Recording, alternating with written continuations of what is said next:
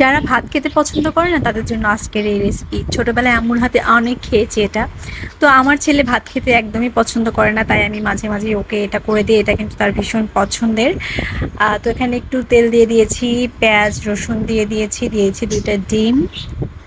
এখন এটাকে কয়েক মিনিটের জন্য ভালো করে একটু ভেজে নিব।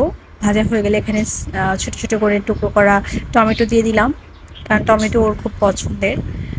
তো এখন আমি এটাকে ভেজে নিব 2-3 মিনিটের মতো। তারপরে হচ্ছে এখানে কিছুটা ভাত দিয়ে দিব, স্বাদ মতো লবণ দিয়ে দিব, একটু হলুদ দিয়ে দিব যাতে একটু কালারফুল হয়, মানে ইয়ালিশ টাইপের একটা কালার আসে।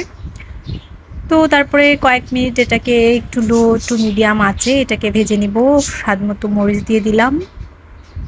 তারপরে এখানে একটু ঘি অ্যাড করব যাতে ফ্লেভারটা একটু ভালো হয় বা খেতে একটু অন্যরকম লাগে।